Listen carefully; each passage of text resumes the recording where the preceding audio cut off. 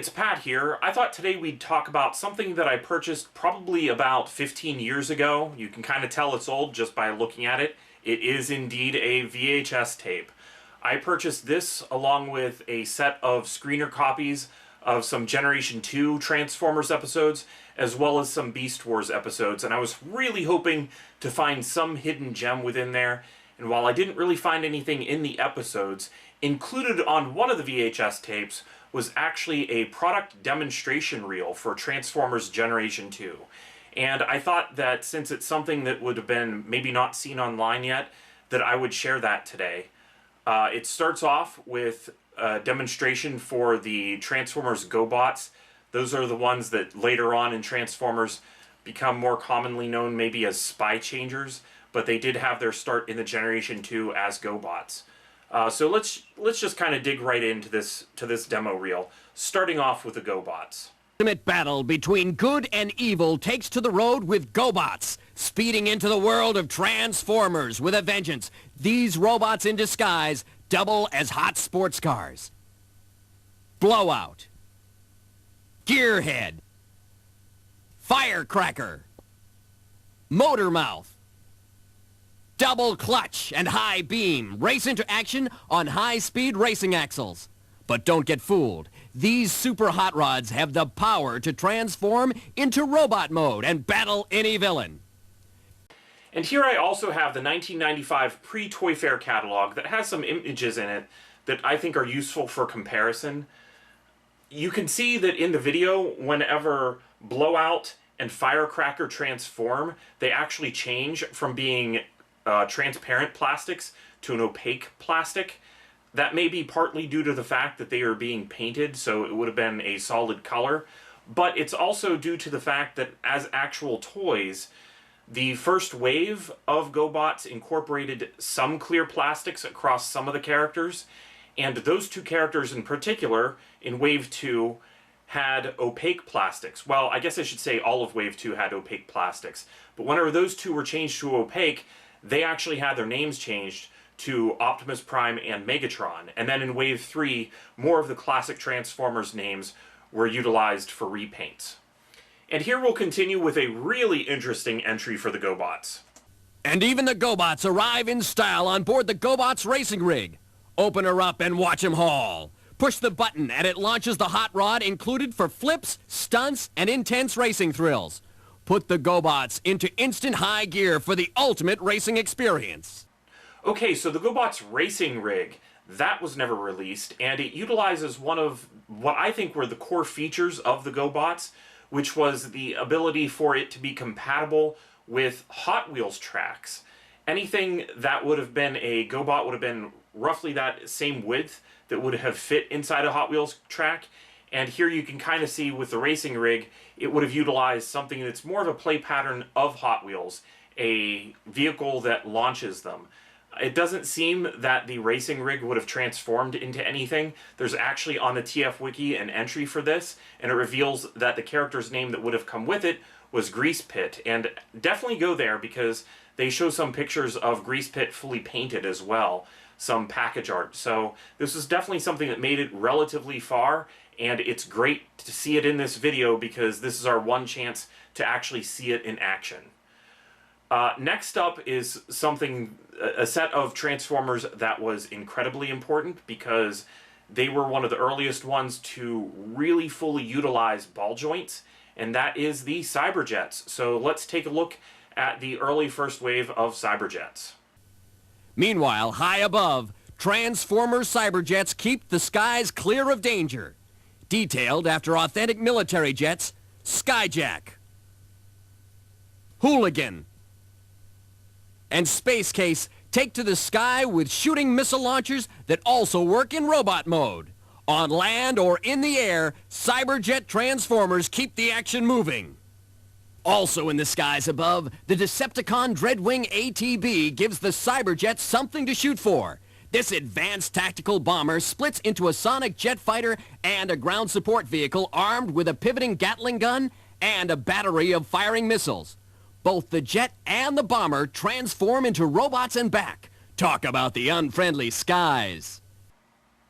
Okay, I don't know how free from danger The Decepticon Cyberjets were planning to keep the skies, but I kind of get the feeling that some stuff during this presentation, as far as character goes, was still a little up in the air, because some of this presentation also doesn't really include the names of some of the characters.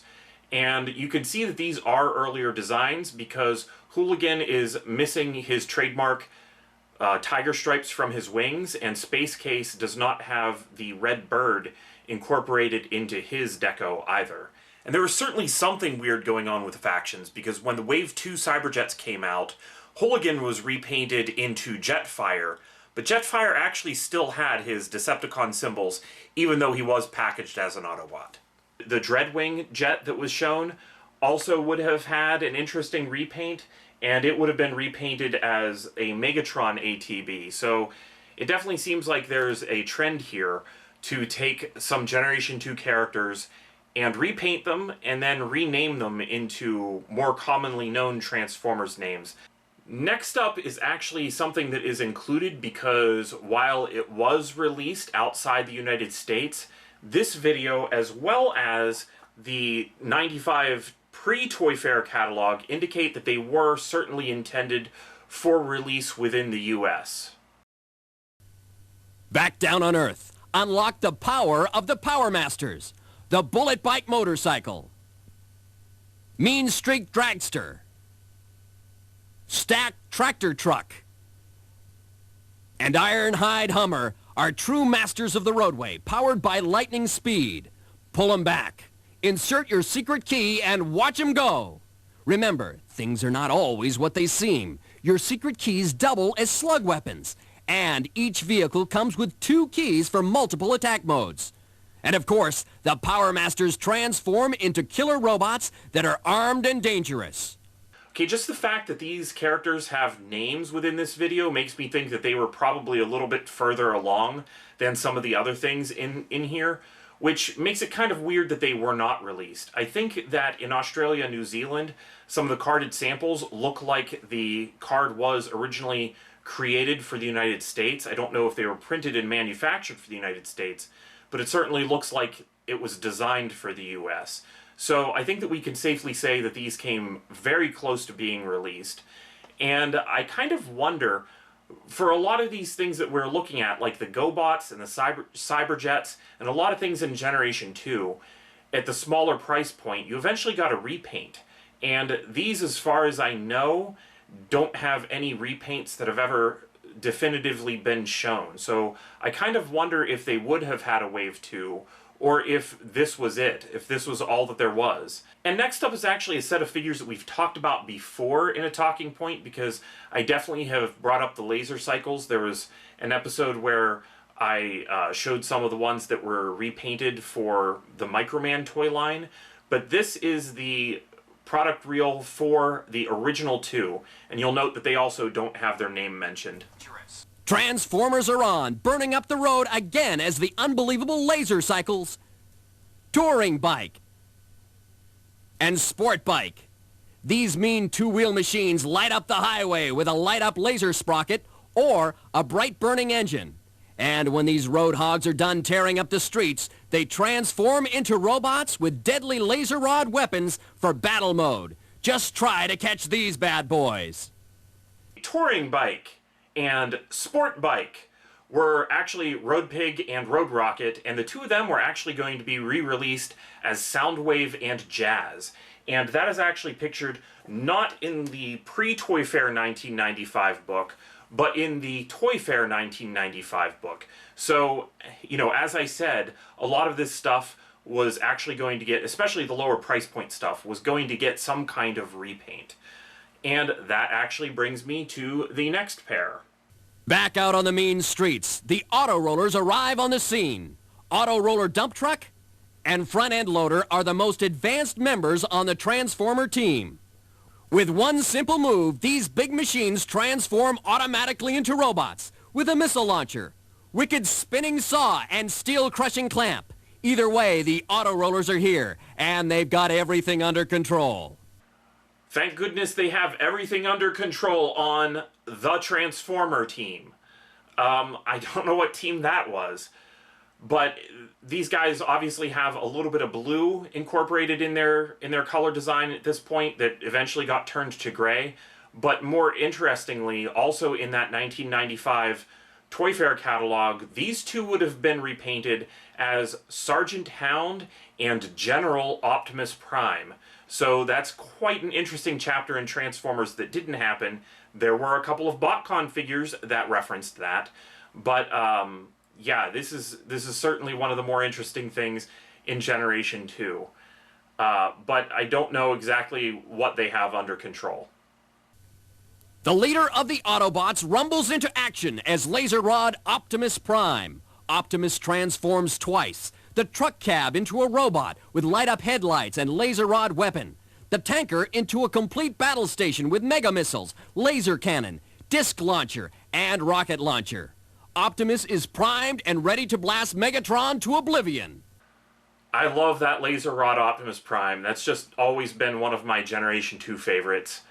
There's really not too much to look at here other than, you know, his unpainted faceplate and the fact that he's just a really, really cool toy. The way that that back end kind of just springs open and the sides flop down is actually, for whatever reason, a gimmick that I found to be quite fun at the time. But let's take a look at another pair of Generation 2 characters that would have gotten a repaint. Finally, gear up for the ultimate clash between Combat Megatron and Combat Optimus Prime. Two warriors that transform into superposable robots, both armed with air-powered rocket launchers that fire over 10 feet. The leader of the Autobots and the leader of the Decepticons face off in a battle you'll never forget. I think the thing that I'll never forget about that battle is how poorly transformed they are for the product demo reel. I mean, you've got small things like Optimus's knees not right, but he's not even looking in the right direction. And then Megatron, kind of like the bottom half of him, I guess, is begging for forgiveness, like he was in Transformers the movie, and crawling away at the same time. Not really sure what's going on there. The catalog for these is actually a little bit better, but Optimus Prime's face is still not painted. One of the things that I thought was funny is that I'd hoped whenever I saw this catalog that there'd be something interesting in it as well, and it's the Hungarian Transformers Generation 2 catalog. And these characters also were very poorly transformed in there as well. But again, it is the 1995 Toy Fair catalog that includes some really interesting repaints for Optimus Prime and Megatron. And that Megatron actually has a more recent Transformers repaint that has been released. I know that whenever I bought this, that's what actually got me my first membership to Hasbro Pulse. So it's definitely one that people will recognize if you haven't seen it already. And here we're actually at the end of the video. It just kind of pans over everything and then ends. Transformers. The thing that I kind of find the most interesting, which I will show you now, it's not one of the pages from the pre-Toy Fair catalog, because the pre-Toy Fair catalog doesn't really show us anything that didn't come out other than those Power Masters, and those did come out outside the United States. But I was kind of looking through this catalog one day, and sometimes in these catalogs you'll get something that is actually a price list. And in that price list, it has most of the stuff for the Transformers section that is also covered in the video. There's the GoBots, the Cyberjets, but then right below the Cyberjets is where things get interesting. It says, product number 80184, Solar Jets. And I can't really figure out what these would be because the sell price for them is $4.99, which the Cyberjets would have been $3.99. So it looks like they actually would have been just slightly more expensive than a Cyberjet. So they're also a little bit cheaper than a Laser Cycle, but the same price as a Power Master. And it also tells you how many would have come in the case and how heavy they were. And it's a case of 24, which is similar to the Cyberjets, but it's also similar to the Power Masters. So I don't really know how that may have been divided up. Like 24 could be divided a few different ways. You could have 3 characters, you could have 4 characters. It really doesn't tell us anything. But what does tell us something is the weight of them. And that's that they weighed a little bit more, actually, than the Cyberjets, and about the same as the Power Masters. So that should tell us what size these were. I really don't know anything other than what's written on this sheet, but if I had to wager a guess, I'm kind of wondering if these may actually be the molds that were revisited for the Transformers Machine Wars line, because the Machine Wars stuff was all stuff that had been reused from previously existing parts, but the basic sizes were things that apparently had been canceled up to that point. So I'm kind of wondering if maybe those spring action jets were something that was maybe going to have some kind of color change capability. Like the word solar jet kind of makes me think maybe these things were going to change color in the sun. It's just kind of a gimmick that comes up every few years. And I have to wonder, were the solar jets going to change color in the sun? Or were they called solar jets for some completely different reason?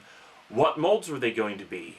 Some people have said to me, well, maybe they were just going to be repainted Cyberjets. I don't think any kind of paint would have caused the weight of them to have changed that much. So I kind of think that these were a bit of a heavier, little bit more bulky toy. So what were they? If you have any more information on this, I would love to hear from you. Go ahead and make a comment in the comments. I actually enjoy that discussion in general. I absolutely enjoy that. That is the best part for me of making any of these videos. So definitely curious to hear what you think, and let me know.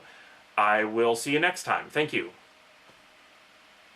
Thanks for watching this episode of Articulated Points. We hope you enjoyed it, and we'd appreciate it if you would like, share, and subscribe. If you'd like to learn more about some of the toys featured in this episode, or want to follow us on social media, links are in the description below this video.